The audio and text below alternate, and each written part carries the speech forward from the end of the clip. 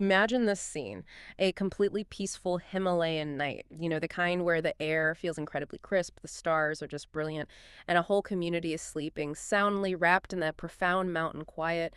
Then, just like that, in an instant, everything changes. The sky doesn't just open up, it feels like it literally explodes, unleashing this unbelievable force that turns tranquility into, well, absolute chaos. That's the scene we're diving into today. We're focusing on a catastrophic cloudburst that hit Tharali, a town in Uttarakhand's Chamoli district. It happened overnight, August 22nd, going into the early hours of August 23rd, 2025. And the devastation, it's truly heartbreaking. So our mission here in this deep dive is to try and unravel not just what happened, the immediate impact in Tharali, but also to understand the incredible raw power of nature involved here and the human stories, the terror, but also the resilience.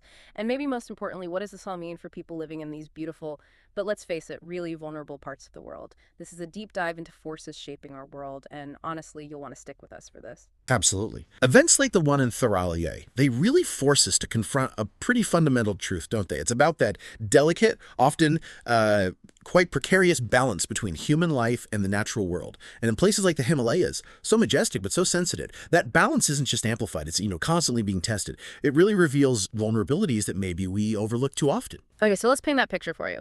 It's around 1 a.m., August 23rd, 2025. And like I said, the heavens didn't just open. People there said it felt like they'd actually cracked open. This wasn't just heavy rain, it was a furious, raging torrent of water, mud, rocks, debris, just cascading down the mountainsides. The sheer intensity, well, there was this one eyewitness account that really stuck with me. They said it was like the mountain itself was coming down. We ran, but there was nowhere to go. The water was everywhere. Just terrifying. And the devastation was immediate and incredibly widespread across Tharali. Key areas like Tharali Bazaar, Kadarbgar, Radabgar, Chapan, and they were right in the path of this onslaught. Roads that were just quiet pathways minutes before. They became these violent, muddy rivers. Vehicles completely buried, homes inundated, filled with muck, often right up to the ceiling. The force was so immense, even central administrative buildings weren't spared. The subdivisional magistrate's own residence, the Tehsil complex, that's the local admin headquarters, completely choked with sludge and debris, just unusable. And the human impact was just as terrifying. Reports of at least one young woman buried under rubble, another person unaccounted for, sparking these very real fears of tragic loss of life. It's truly striking, isn't it? The sheer overwhelming force of an event like this, and the speed. How quickly it can just completely transform a landscape, a place that felt familiar, stable, rendered utterly unrecognizable in, well, maybe just minutes. It really puts into perspective the immense power we're dealing with when nature unleashes itself with that kind of intensity. It's a harrowing picture, absolutely. So to really get our heads around this, we need to dig into the science a bit. What exactly is a cloudburst? How is it different from just, a really, really bad rainstorm, especially in a place like the Himalayas? Yeah, that's a really critical distinction. A cloudburst isn't simply heavy rain. It's technically defined as an extreme weather event. We're talking more than 100 millimeters. That's about 4 inches of rain falling per hour over a very, very small geographic area, like really localized. Now, in the Himalayas, this whole phenomenon gets dramatically amplified, and it's because of the topography, the shape of the mountains themselves. You get moist air, often traveling all the way from the Bay of Bengal or maybe the Arabian Sea, and it slams into these incredibly steep mountain slopes. This forces the air rapidly upward. As it rises, it cools very fast, and the moisture condenses quickly into these incredibly heavy, dense rain clouds. And eventually, these clouds just can't hold any more moisture. They burst, releasing all that water in one incredibly concentrated deluge. Often comes with intense thunderstorms, too. And the immediate aftermath, as we saw so clearly in Tharali, is almost always catastrophic. It's just inevitable. These cloudbursts trigger flash floods, they trigger landslides, debris flows, just obliterating everything in their path. Streams that might normally be gentle waterways suddenly become these raging torrents, carrying massive boulders, mud, entire trees just tumbling downhill. You mentioned the Tehsil premises choked with sludge, rooms, offices, almost unrecognizable. That's the kind of destructive power we're talking about. And what's really concerning, you touched on this, is that Tharali wasn't some freak, isolated incident, was it? This event tragically mirrors a pattern we seem to be seeing more and more. Just weeks before, on August 5th, 2025, there was that series of cloudbursts that devastated Tharali village in Uttarkashi district.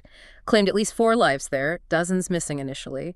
It feels like we're witnessing a deeply troubling trend across the region. It certainly seems that way. There's a definite pattern emerging. So let's talk about the aftermath.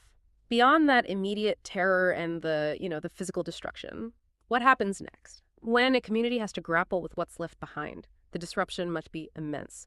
Homes in places like Radabgar, Sagwad, cut deep, just inundated with landslide debris. Families forced to leave everything behind. Even the Nagar Panchayat president, Sunitha Rabat, her own residence was surrounded by something like 10 to 12 feet of debris, which just gives you a sense of the sheer volume of mud and rock that came down. And for safety and to help rescue efforts, schools, Anganwadi centers in the Tharali area were closed on August 23rd. Everything just stops. And then there's the emotional side, the economic devastation. Just try to imagine being a shopkeeper in Tharali Bazaar.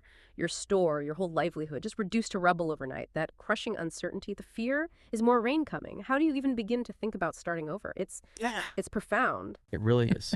And this whole situation just lays bare the inherent vulnerabilities of a region like the Himalayas. Uttarakhand people call it Devbhumi, the land of the gods.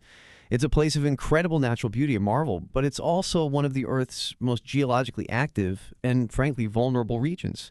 You've got these incredibly steep slopes, the soil is often inherently loose, and then you add the heavy monsoon rains. It's almost like a natural setup for disasters. It's a known hotspot. And when we look at the bigger picture, we are seeing what looks like a worrying increase in both the frequency and the intensity of these kinds of events. And it's probably not just nature acting alone here. It seems to be a complex interplay between natural processes and human-induced factors. Things like deforestation, especially the loss of crucial trees like deodar, that really destabilizes those already fragile slopes, makes them much more prone to landslides. And then there's the issue of unregulated construction. Building too close to riverbeds, on floodplains. It leaves very little room for water to flow naturally when you get these intense downpours. It has nowhere safe to go. The fact that even those administrative buildings in Tharali, the SDM's residence, the Tehsil complex got inundated, that really highlights how pervasive this issue is. It's not just homes on the edge. And it's also really crucial to remember. The Indian Meteorological Department, the IMD, they had issued a red alert for flash floods just days before Tharali hit. They cited intense convective clouds, the kind that can lead to this. And satellite data from the Indian Institute of Remote Sensing, IRS, has consistently been highlighting growing threats. Threats from things like glacial lake outbursts, glacier retreat in nearby river basins like the Bhagirathi. The data is there. Which raises a really important, maybe difficult question. Why is it so hard for these warnings to translate into effective preventative action on the ground? Are we listening? That is a critical point. We seem to have the warnings, we understand more the science, yet these devastating outcomes keep happening. But let's talk about the immediate response. In the midst of that chaos, there was an incredible effort, wasn't there? Absolutely.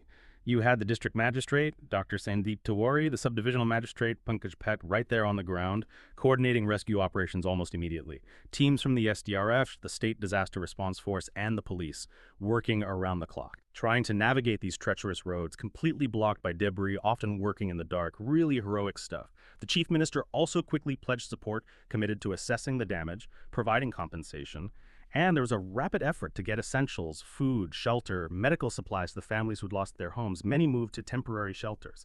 But despite all that incredible effort, those blocked roads were a massive hurdle, just slowing down the delivery of aid, making rescue operations even more difficult and dangerous. And that response, while absolutely heroic, it does highlight a recurring theme, doesn't it? The Tharali Cloudburst, like you said earlier, it came so soon after the Tharali disaster in Uttarkashi. Remember, that's where the ancient Kabkedar Mahadev temple, a really important cultural landmark, was just buried under debris. That specific event really struck a chord with environmentalists. And Untold, he's the founder of Social Communities for Development. He actually described the Tharali event as largely a man-made tragedy, pointing directly at unchecked construction and deforestation as major contributors. He basically said, we cannot keep building on riverbanks and expect nature to stay silent. A powerful statement. And the challenge, as you kind of alluded to, isn't just about getting the warnings out from institutions like IRS. Their satellite data, the early warnings, are vital, instrumental. It often seems to be about that last-mile communication, and maybe even more, about the political will, the local capacity to enforce regulations and actually act decisively before disaster strikes. What are the systemic obstacles, do you think, that prevent these warnings from being adequately acted upon? Why does this keep happening? That's a huge question, isn't it? And it leads us directly to the larger force that seems to be amplifying everything. Climate change. What role is the changing climate playing in making these cloudbursts, these extreme events, more frequent, more intense? Yeah, climate change is almost certainly a critical amplifier here. There's little doubt among scientists. We know rising global temperatures are accelerating glacier melt in the Himalayas at an alarming rate. That significantly increases the volume of water in rivers, in glacial lakes, making the whole system more volatile. And this, in turn, seems to be fueling the heavier, more erratic rainfall patterns that the IMD has been consistently warning about in the Himalayan region. It creates this kind of vicious cycle. It makes the threat feel almost constant now, creating an environment where these localized extreme weather events are not just possible, they're becoming increasingly probable. Right. So, okay. Given everything we've talked about the science, the human factors like construction, deforestation, and this overarching issue of a warming climate, what does this all mean? Where do we go from here? More importantly, what concrete steps can actually be taken to try and minimize future risks in these regions that are so breathtaking, but clearly so volatile? How do we chart a more resilient future? Well, Tharali has to be seen as a clear, urgent call to action. It demands a really comprehensive, multi-pronged approach. We simply have to act with more foresight, more resolve. First off, strengthening those early warning systems is key. But it's not just about better technology, though that helps. It's about improving the collaboration between agencies like IIRS and the local authorities on the ground, making sure real-time data isn't just collected, but it's effectively disseminated. Using mobile alerts, sure, but also community-based systems, sirens, local networks, things people trust and understand. And the real challenge, maybe, is overcoming that alarm fatigue, making sure warnings are actually acted upon, even if past alerts didn't lead to disaster. Second, sustainable development practices. These have to become non-negotiable. That means strictly regulating construction, especially in the most vulnerable zones, riverbeds, steep slopes, areas known for landslides. We need to respect natural buffers. It also means robust reforestation efforts, and crucially, focusing on native species like those deodar trees that naturally brine the soil and stabilize slopes. But, it's not just about top-down regulation. We probably need better incentives for local communities to actively participate in ecological planning. Make them stakeholders, not just people policy happens to. Third, community preparedness is absolutely paramount.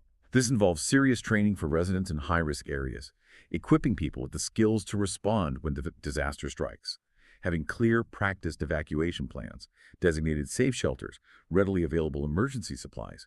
It's about building that local capacity, that local knowledge base. Fourth, we have to invest seriously in climate adaptation, building infrastructure that can genuinely withstand more extreme weather. Think flood-resistant building designs, much better drainage systems, reinforced roads and bridges that won't just wash away in the next heavy downpour. It costs money up front, but saves lives and livelihoods later. And finally, public awareness. This is fundamental. We need ongoing efforts to educate communities about the inherent risks of living in the Himalayas and about the vital importance of environmental conservation for their own safety and future. Schools, local leaders, media outlets, they all have a critical role in embedding this understanding deep within the local consciousness. It's a huge undertaking. But despite those immense challenges and just the sheer scale of the destruction we saw in the Tharali, the resilience of the people there really does shine through, doesn't it? You hear stories of them not just waiting for help, but actively helping neighbors, working side by side with the rescue teams, facing this daunting task of rebuilding, even with the threat of more heavy rain looming in the forecast. It's quite humbling, actually, a real testament to the human spirit. So the story of Tharali, of that terrifying night on August 23rd, 2025, it's clearly far more than just another news item. It serves as this profound, powerful reminder of nature's raw, untamed power, and also the incredible fragility of our relationship with the environment, especially in these majestic but undeniably vulnerable mountain regions. Exactly. And it's so important to reiterate, this isn't just some localized tragedy confined to one valley. It's truly an urgent call to action for all of us. It highlights systemic issues, the very real impacts of a changing climate that affect us all, directly or indirectly. Protecting these regions, building resilience, it demands a shared responsibility. From governments, from scientists, yes, but also from the communities living there, and really from every single one of us. So as we reflect on the hard lessons from Tharali, maybe here's something for you, the listener, to consider. What role do you think we all play, individually and collectively, in either contributing to or helping to mitigate the risks in these fragile ecosystems, even if we live thousands of miles away from the Himalayan peaks? And what does true resilience really look like when communities are faced with such overwhelming destructive forces? The path to recovery for Tharali and places like it is undoubtedly long and difficult, but it has to start with understanding, with learning from what happened, and most importantly, with determined action.